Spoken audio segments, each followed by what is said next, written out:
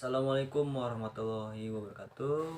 Perkenalkan, nama saya Aditya. Saya dari Universitas Pancasakti dari kampus D, Fakultas Manajemen. Ingin mengerjakan tugas UTS saya, yaitu Bahasa Indonesia, yang dibimbing oleh Ibu Sulistiawati MPD. Kali ini saya ingin mengerjakan tentang surat.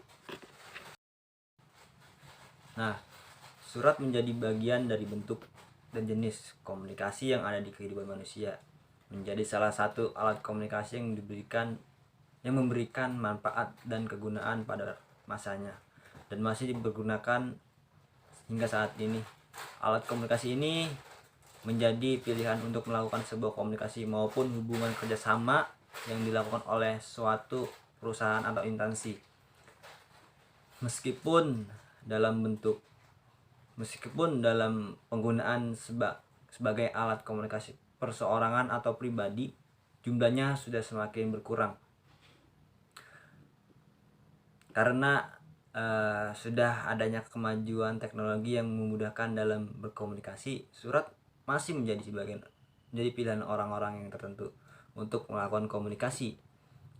Penggunaan persuratan dalam bentuk kerjasama antara perusahaan memanglah sangat berperan penting karena menghubungkan atau menjelaskan mengenai hubungan kerjasama yang dilakukan oleh pihak tersebut.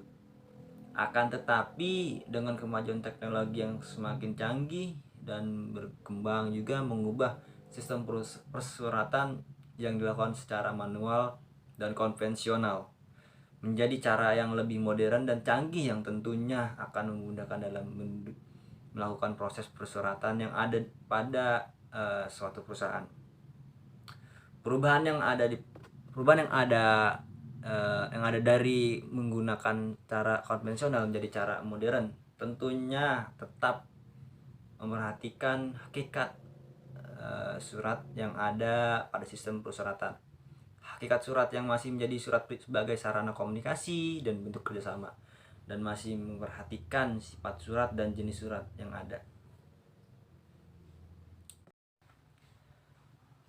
Di surat pun ada jenis-jenis surat.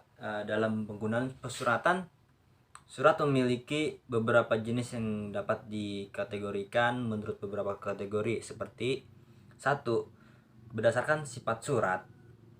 1. Surat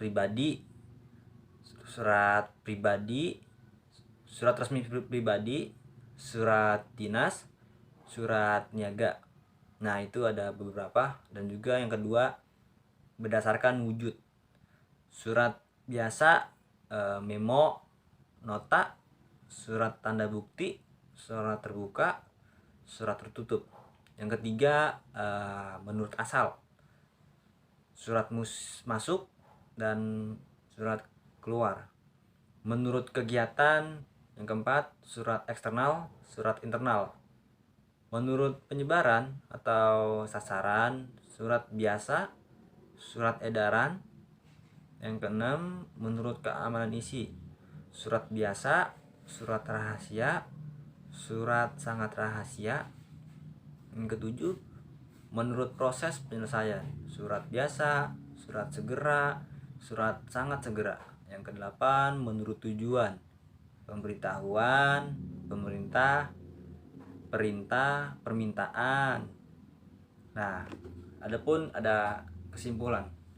Yang satu, surat sebagai sarana komunikasi yang masih dilakukan hingga saat ini. Yang kedua, selain sebagai sarana komunikasi, surat juga sebagai alat bukti tertulis pada sebuah instansi. Yang ketiga, kecanggihan teknologi yang ada harus tetap memperhatikan hakikat surat. Surat berdasarkan jenisnya dikategorikan dalam beberapa jenis. Nah, itulah surat. Jadi mungkin itu aja yang saya jelaskan. Mungkin dari saya mohon maaf apabila ada kekurangan kata-kata atau dalam surat itu yang tadi dijelaskan. Mohon maaf. Assalamualaikum warahmatullahi wabarakatuh.